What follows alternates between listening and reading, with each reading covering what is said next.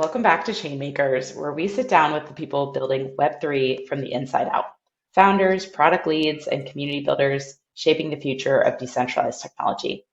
I'm Brittany Lachlan, chairman at Stacks Foundation, and today I'm joined by Reid, co-founder and COO of Superstate, a company at the forefront of tokenizing real-world assets, starting with U.S. Treasuries. So, welcome, Reid. Hello. Thank you very much, Brittany, for having me on. Yeah, excited to be here and looking forward to our conversation. So just to kick things off, I'd love to hear a little bit about your background. How did you get into, not only DeFi, but really bridging it with traditional finance as well? Yeah, great question. I spent about a decade in fintech, building products at places like Stripe, Chime, and Square, which was a lot of fun at the time. Still great companies. But after going through enough iterations of that, got to the realization of we're building a lot of great technology, great user experiences, great products, but it's still built on a lot of legacy CRUD and infrastructure that have been built up over decades. And sometimes those legacy components would just express themselves in a not great way for the end user or the client. And I got really attracted to DeFi and blockchain technology because it was really a true attempt to rebuild a lot of financial infrastructure from kind of the ground floor, going directly to the core. And so it was really exciting to build upon that and compound it now it's Superstate. That's great. So for people who don't know what Superstate is, can you introduce briefly what you guys do and, maybe a little bit about where it kind of started and what it is today? Yeah. Superstate is a technology company focusing on tokenization in the blockchain space. What that really means is bridging the gap between traditional finance and the decentralized financial ecosystem. We started off as an asset manager, basically building our own private placement funds that were designed to really prove the technology, prove compliance, and prove distribution for these types of products. We have two private funds geared toward institutions. One is a tokenized T-bill fund, and the other is a basis trading fund, which performs the basis trade for Ethereum and Bitcoin and Solana, as well as others. And they really showcase the power of bringing off-chain yield on-chain and making it accessible to a variety of investors, and then also making it usable within DeFi. And now we're going further, where we're actually pursuing issuers of public equities, so public companies that would like to, instead of just issue shares on NASDAQ or NYSE, have their shares available to purchase and trade and be issued on a blockchain. So we think it's a really exciting direction for the wider ecosystem at large. So I've spent the last 8 years working in crypto, so I love this idea of taking traditional finance and bringing it onto the crypto rails. But maybe folks who are in traditional finance see this as kind of a sideways step. What are sort of the benefits and what's encouraging, traditional equity holders to look into a product like this versus just using what they already have? Yeah, no, that's a really good question. I think it comes down to what are the benefits of smart contracts? Why have stable coins taken off so dramatically? Now they're tens of billions of dollars and just growing every day in volume and use. Why are tokenized T-bills also growing dramatically? We have a variety of traditional incumbents like BlackRock and Franklin Templeton and others producing these types of products on chain, and they are growing as well. So I think we're really seeing the demand is there. There is interest. There's capital formation around these, a lot of sticky. And I think we're starting to begin to see the green shoots of the financial ecosystem of all the tools that someone would use for trading, for borrowing, for lending, for just acquiring assets really start to emerge pretty significantly on the blockchain. This using these assets as collateral, using them for trading, using them in different trading contexts. And so we're really seeing this kind of evolution of all of all of blockchain. We're seeing this movement of I use X, Y, and Z strategy or tool on the traditional side at my brokerage or with my OTC desk, but now I can do this on chain. And I can do this with a smart contract so I can program it. Instead of having to call someone or go through a lot of authorizations and certifications, a lot of time and operational lift to even create the trade, I can do it very rapidly on chain programming it but then I can also ensure that it settles, that it reconciles near instantly. So again, I save time, I save money, I save cost, and I can really easily see what's really going on with my assets at any moment in time. It's not the wire's out, we'll get it at some point in time, or trade hasn't settled. I don't know, we'll check the custodian in a couple hours. You're able to see in real time where your assets are, what they're doing, are they performing for you, and then program at the asset level itself what it is you want to have happen, what outcome you expect. So we think it's just a wildly more efficient means to create markets than what exists traditionally. And so that's what we expect to see, just this kind of gravity pull of lower costs, lower fees, lower operational burden will organically bring increasing demand from traditional finance to decentralized finance and onto the blockchain. I kind of view it effectively as another step in the digital transformation for capital markets, from discussions under the buttonwood tree to certificated paper to mainframes to the internet, and now we're at the blockchain. So it's just a fun time to be here as we kind of iterate through innovative improvements to finance and capital markets. Well, I want to keep pulling on that thread because I love a good history lesson and how technology has evolved. What do you view as sort of the future state of finance then? These things are getting pulled onto the blockchain. Is it, removal of some of the existing financial infrastructure, or is it just additional infrastructure that's out there? What things do you wish would happen, or in the near term future you envision happening with this? So I don't think it's going to be either or. I don't, the blockchain, I don't think the technology is really here to fully displace all of finance as we know it today. I don't know if that's going to be possible in any near-term horizon or mid-term or long-term. But what I think it does afford is an alternative for investors, for issuers, and others, market makers, really those that operate in finance, to use versus XYZ other option. Just as in payments, there's debit rails, there's MasterCard, and there's Visa. In money movement, there's wires, there's ACH, there's Swift, FedNow. I think we're just going to see alternatives that have a different set of features that may just be more interesting, desirable, compelling to different audiences. And I think that's what the blockchain really affords to those that want to begin to experiment with it, to reason. Over time, we may find that it does, in fact, take of XYZ volume or movement. But for now, I think it's just going to be a really great alternative. All right, cut out a But little bit there, but cut out a little bit, but we're back. So, with this sort of existing product, we talk about adoption a lot on Chainmakers. Who are the types of organizations or institutions who are utilizing this already? Is it forward-looking financial services, or is it new financial services? Is it mostly US centric, or what are you seeing in sort of the people excited about this and actually using it? yeah, our current products or the existing products that we have right now, these private placement funds, they're geared toward institutions, and we see kind of across the board interest. It's mostly used for treasury management right now by those that are more crypto native, digital hedge funds, liquid funds, venture capitalists, market makers, OTC desks, others, but also corporate treasuries of companies that have latent cash sitting around that they'd like to actually have some value out of. So treasury management has been a big use case for the private funds at the institutional level. But if we look kind of more broadly, just at the wider ecosystem, we generally see just vast use cases for stable coins and of course other crypto native assets. I think as we move forward and these products become more accessible to a wider audience, we're just going to see this naturally get to retail. We're going to see this get to different variants of investor classes, the wealth managers of the world, and maybe even pension funds of the world. But for now, it's really kind of those that are already relatively familiar with blockchain and the assets that are on it, the superpowers that the blockchain can afford these assets, and they're a little bit more just excited about it to start. But we are seeing more traditional financial players enter the space as issuers, as investors, as clients.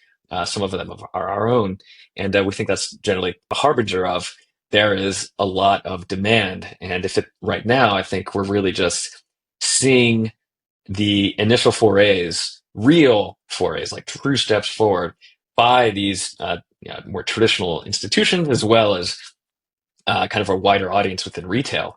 And the real thing I think that's kind of unlocked a lot of this is a little bit of the Lindy effect. These things having been around for quite some time and proven themselves, but simultaneously with that, the ETFs for Bitcoin, the ETFs for Ethereum, really kind of providing a lot of sense of trustworthiness and safety for these assets, kind of wrapped in that type of mechanism.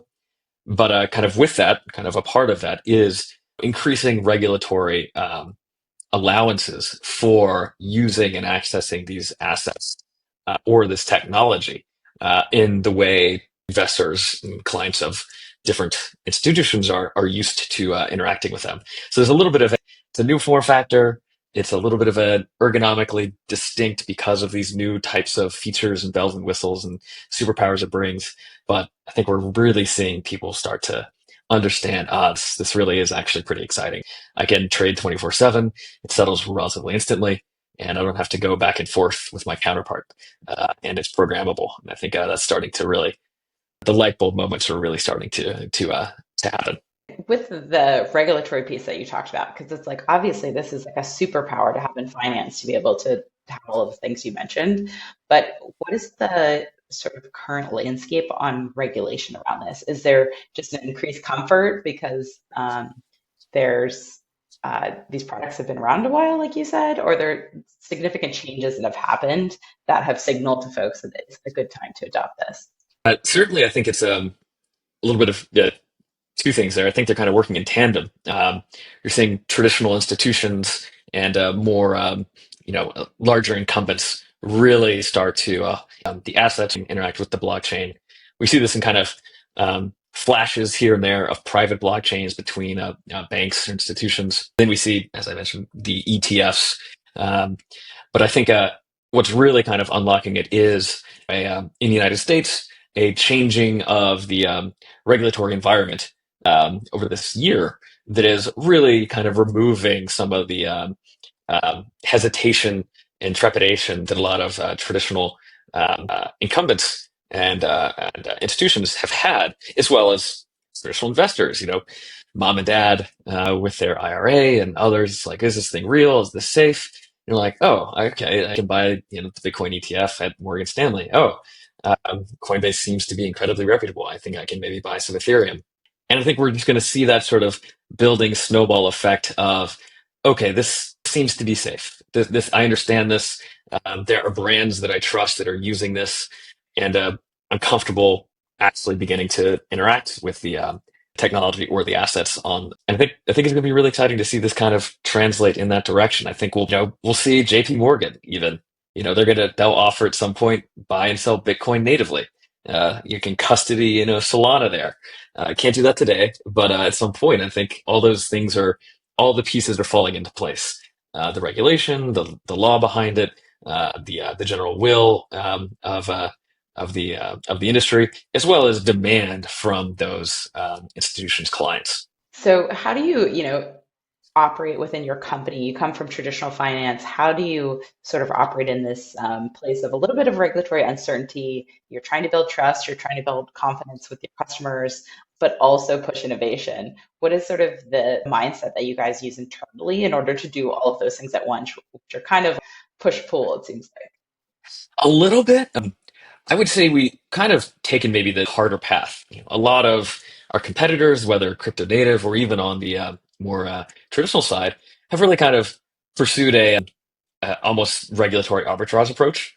We're trying to actively avoid compliance. We're trying to avoid exposure to the United States, which I think in some way made a lot of sense over the past few years. But we started Superstate a little over 2 years ago, and actively decided we wanted to work in the United States. We wanted to serve United States clients as well as non-U.S. clients where permissible, and really make that work because we viewed the United States as having the some of the greatest markets there are in finance, and avoiding those purely because compliance is hard or regulation is stiff didn't make sense to us. So we've kind of actively engaged the entire time with how do we build these products in a compliant way that would stand up to sniff tests and examinations by clients, by our regulator, the SEC in this case, as well as anyone else really looking at it. And I think we really wanted to that from the get-go to build a really firm foundation there so that as we built other products or improved the platform itself, it wasn't on some sort of brittle quicksand kind of falling and you couldn't really go. It's like, no, it's a very strong foundation we could sprint across. So we've kind of always our products in a way that ensured that there was an eye toward being compliant, of ensuring that these things can be durable, and that they can engender a lot of trust with our clients and our regulators. So what does that look like internally for your team? Is it that, you have like long sales process? Do you have like a lot of steps? Is everyone a lawyer? Like how does, Yeah, if another team wanted to build something in this space and wanted to take a similar approach, how do you even structure your team to think about those problems? great question. So, generally we have outside counsel, and of course, general counsel internally. We have an outsourced compliance team as well as an operations team. And these things are all geared toward ensuring that the product itself does comport with the policies and procedures that we have in mind that, of course, comprise compliance with various laws, rules, and regulations. I think the big thing that kind of emerges from this is our products are not permissionless. They're not, associate your wallet and just have at it, go crazy.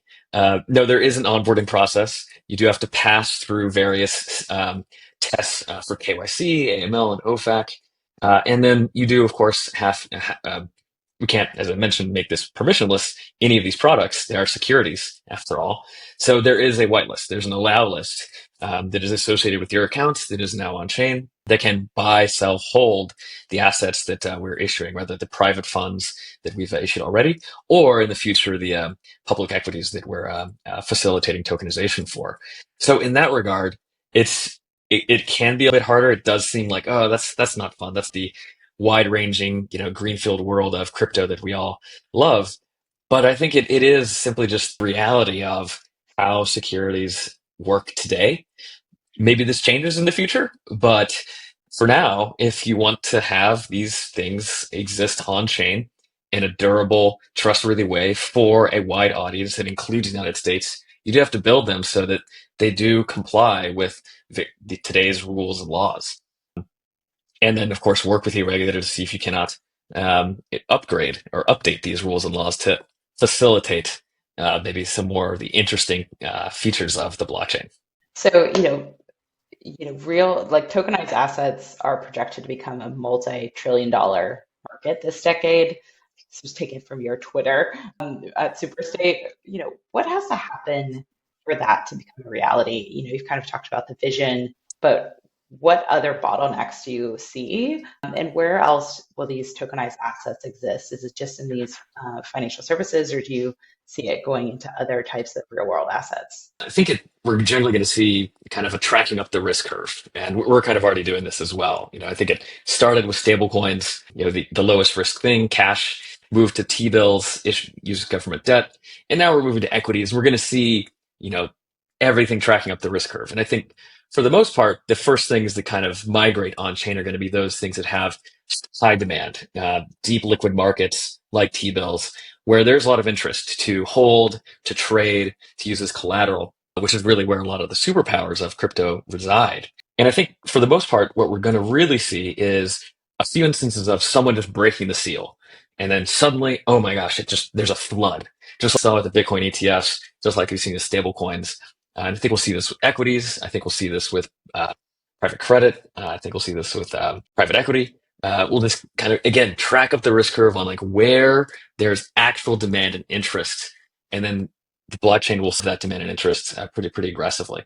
So I think I mentioned kind of what are the bottlenecks. I do think it is a little bit of regulatory clarity, just ensuring that, oh, I can hold tokens, I can use tokens, or the underlying of the assets or strategy is token based.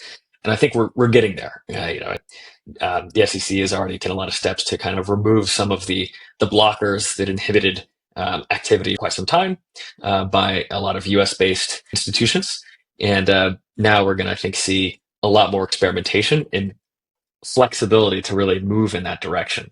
After that, it really is going to be okay. Who's going to be the very first actual IPO to raise money that instead of using the Nasdaq or NYSE, they use Solana.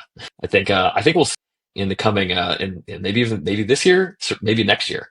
I think it's going to be pretty exciting when that happens. Does it make you nervous at all that, there's a lot of pressure for that project to perform in a certain way in order to validate that this is real? Because, I always have concerns of anything that gets really large and a lot of attention. We've seen hacks or different risks, and then it kind of, you know, creates this undercurrent of distrust in the industry, even though it has nothing to do with the broader group. Or what kind of fears do you have around that? Those are, the things that concern me the most. No, it's a great question. The I think probably the worst time is, you know, someone does that, they issue shares on chain, and maybe it is this like really hot IPO. If we could do Circle again, it's just all on Solana. But instead of Circle having this amazing IPO, up 2 or 3x in days, uh, it just kind of sits where it's no trading volume for whatever reason. I think if that happens, it's like okay, that's not great. That is dud. Not what anyone wanted to see. The issuers didn't want that. The investors didn't want that. The partners in the ecosystem didn't want that. And I think the only way to de-risk that is ensuring that there is an ecosystem available for there to be a lot of interest kind of built up. That it's not just tokenize and then they will come. It's tokenize and there's market makers and there's a DEX or two that trade on and some wallets that someone can use to actually KYC themselves and to get access to these shares. Really kind of bringing that together so that the tokenized issuance of a new public security or an existing public security does ring true. It is exciting and it can be replicated. I think that's also important. It needs to be something that can be replicated relatively easily and straightforward so that it's not like, okay, it worked, but only because in this instance, due to X, Y, and Z facet, it's more like, no, this worked. Everyone liked it. It's working still. And now we can get, more and more into the hopper to really start to issue their shares or other things, debt onto the blockchain. So is this like what the Goldman Sachs bankers are going to be doing is trying to think about all of these ways that their assets can be, custodied and traded and wallets? Or do you think it'll be like a DeFi native job to kind of think about getting, all the support infrastructure? Because you need this regularly for tokens. Obviously, you would need almost more with a tokenized asset like this because your customer base might be smaller and you have to go after. So is that like a new profession, or do you think that you're going to see traditional folks entering into that? Oh, I think it'll be both. I think we're going to see, there are companies like Superstate and others that kind of have a deep understanding and base built up of how to go about doing X, Y, and Z, tokenizing the assets. I think when you see, mentioned Goldman Sachs, a lot of these companies have digital assets groups that have been evaluating blockchain for some time, trying to experiment. I think they just need the kind of the go ahead for their risk committees as well as the regulators to really do it in earnest. I think at that point, we're probably going to see a combination of, it's build versus buy or partner. Just like, they're not going to go out and build their own cloud infrastructure. They're going to use GCP or AWS. They're not going to go, build their own money movement rails. They're going to use Swift and what have you. I think it's going to be the same thing here. There'll be an evaluation of what exists and like, oh, great. Okay, I will use XYZ blockchain or XYZ on ramp. Fantastic. I can use this DEX, or maybe I can just fork that DEX and use it for my own DeFi purposes over here. Or a partner with Superstate to facilitate tokenization of XYZ client that is trying to dual list on the Nasdaq and Ethereum. So I think we're going to have both of these things where we have all the expertise on the side to build. We definitely have familiarity on the traditional side, and I think there'll be this kind of merging of minds on, okay, we have demand and clients for XYZ. What exists today? Do we need to build it? Has someone already built it? Is it good enough? Can they improve it in some way? And I think that's going to be an exciting thing for us to all work toward.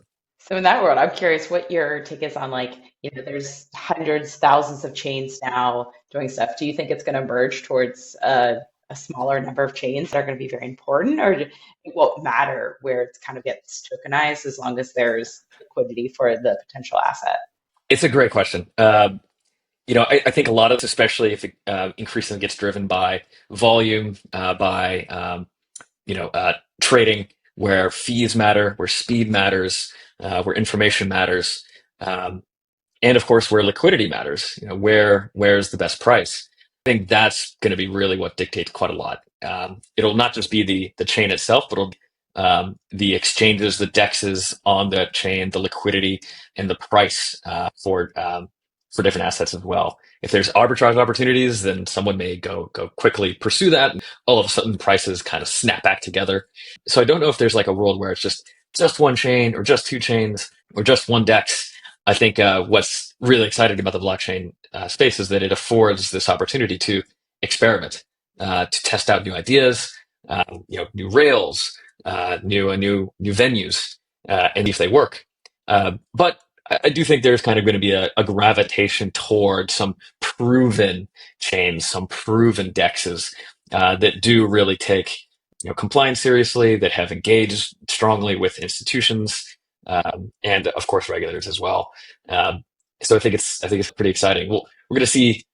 There's not going to be a equal dispersion or kind of, I think, a monochromatic outcome. It's going to be colorful. It's going to be exciting, and it's going to be sometimes unpredictable. But I think those that are serious about building, it's going to be a lot of. So what's your take, all these forward-looking questions, but what's your take on how AI may play a role in this as well? If you're opening up a smart contract trading, there's a lot of things you could do in sophisticated ways. There's a lot of things you can do if you have agents working on your behalf in addition to the crypto rails. So what's sort of your thoughts on what impact that will have?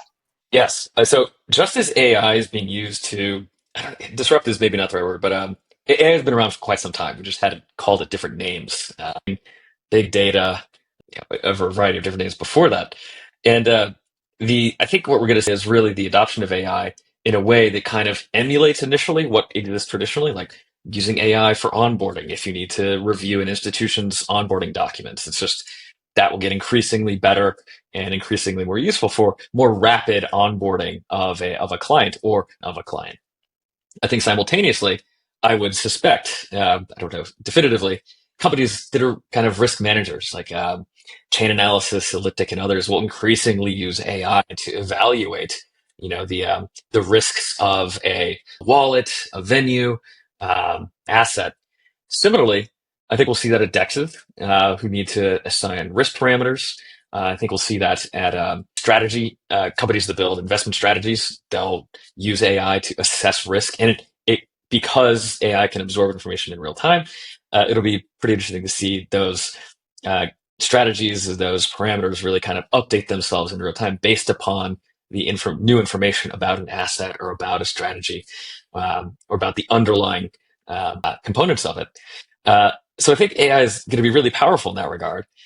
But we're also using AI now. I think for the most part, probably every development company or software development company likes using AI in some way. Our engineers use it to develop code, to evaluate the code, to run tests on it, and really just make them more productive and more powerful, which is, I think, a natural thing that has been used by just about every software development company there is now. And I think that's just going to continue to evolve, where we'll see AI used within research and development, used within products and different components, and maybe sometimes directly expressed for a feature or product to an end user or client. Something like a robo advisor. Well, now it's an AI agent that is really kind of scouring the blockchain for good arbitrage opportunities, good prices on an asset, interesting momentum, and then investing on a client's behalf. So I think it's going to be a lot of fun for that reason. So for folks who are building in this space and the real world asset space, is there any advice you have on how to think about getting the clients, convincing them to adopt this type of technology? Is there any like pushback that you guys have overcome that you would share for them? Absolutely. We saw this, it compounded where the founders, my co-founder, four of us, we worked on a product called Compound Treasury, which was meant to wrap the yield produced by the Compound Protocol, which is a borrowing, lending, decentralized financial protocol, in a compliant wrapper that made it accessible to corporate treasuries, to traditional incumbents in the space. And it was basically just a debt product, and it worked very, very well. And I think what we found is that the more transparent you are, the more upfront, and the more you really do engage with any objections or concerns that a client has, the more readily they're going to start. They're going to believe it. They're going to see it. They're going to know it. I think you need to speak in the client's language. Can't be dismissive of their concerns. They're real because they have them, and you need to be able to address them either in the product or disclosures and other documentation you're able to produce. So I think there's a kind of enhanced and growing recognition in the blockchain space, which was started off, very, a little bit more libertarian, fully decentralized, permissionless, self-sovereign, where everyone was anonymous. And I think as we try to bring on more of the financial capital markets that exist traditionally, some of that's just going to have to kind of be put to the side because there needs to be trust. You need to know who your counterparty is. You need to know what the risks of that counterparty are. And to some degree, someone would say, "Oh, it's just the asset that matters." It's like true, but where's that asset custodied? What is the smart contract risk? Who built it? Is it really safe? And I think you need to be able to provide the backup information to a customer to prove that, yes, this is a safe, reliable, trustworthy product, and you're safe, reliable, trustworthy, that you're going to work with them. Not doing that, I think, will not get you very far in traditional finance. And I think it behooves everyone to really take that seriously and to develop a relationship, not just a transactional, sharing of wallet addresses. Great. And what are just, I know there's some competitors in the space, what you guys are doing. What else sets you guys apart from, what your peers are doing? I think the biggest thing that has really set us apart is not only building, I think, a really great set of products that really do meet the demands and expectations, and wildly blow them out of the water of our client base. I think it's also the fact that we took compliance very seriously from day one and really actively worked to be in the United States. We live here. Our company is based in the U.S. and then serve U.S. clients in a way that accommodated their kind of expectations, the way their emotions, their needs, versus kind of everyone to suddenly adopt the crypto way of things. And I think that's gone quite a long way to be a reputable, domestic business that serves our client base exactly what they want and more. I think that's kind of a big differentiator for us. Most of our competitive set have pursued offshore clients or offshore strategies, and I understand the rationale for it. Really trying to not have to be burdened with the regulations or compliance of the United States. But from our perspective, we've kind of viewed it as a competitive edge from day one. And I think that's been proven out more and more and more. And so just, more about Superstate. I know that you have some exciting announcement coming up. Is there anything else that you guys are sort of really focused on right now that you're looking forward to getting more adoption of? Absolutely. So we have a new product. I kind of alluded to this a few times. It's called Opening Bell.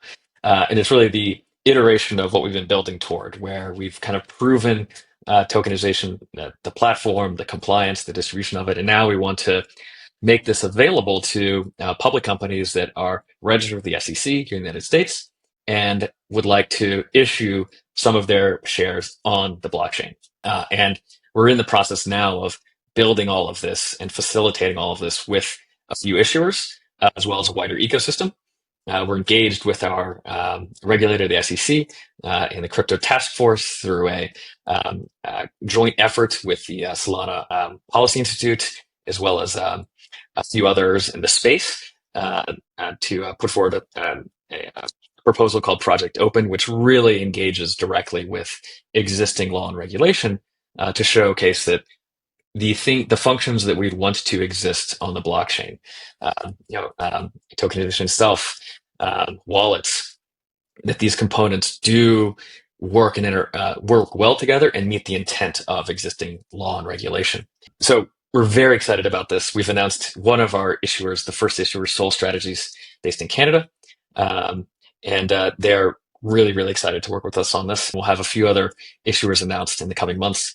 And we're on our path now to really upgrade capital markets onto the blockchain.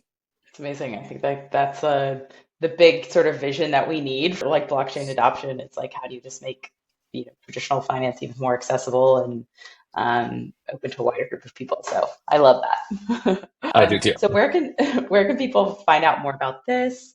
And find out more about Superstate online? Yes, superstate.com. It's our website. We have, of course, a Twitter feed that lists everything as at Superstate Funds. And you can really find just about everything you want to there. And if you are an institution or an individual, you can create a Superstate account to get access to future issuances where possible or our existing private funds. We hope to see you at superstate.com. Great, thank you. Well, thank you so much for joining. This was wonderful learning more about it. And yeah, I hope folks reach out. Is there anywhere they should look for you on social media or can follow up if they have questions about Superstate? Yeah, you find me at LinkedIn. It's just Reid Cumming on LinkedIn, or on Twitter. It's RM Cumming at RM Cumming on Twitter. So pretty fine. You just look for Superstate and find who Superstate's following or who works there, and you'll see me. Awesome. Well, thank you so much. And yeah, check out Superstate. We'll include all the links at the end. But thanks for joining. Thank you. All right, that's a wrap for this episode of Chainmakers. Big thanks to Reid Cummings for sharing his insights into the evolving world of tokenized real-world assets, as well as sharing more about how Superstate is helping bridge traditional finance and the on-chain economy. If you enjoyed this conversation, please subscribe to Chainmakers on Substack, YouTube, or Spotify. I really appreciate the listens and the follows.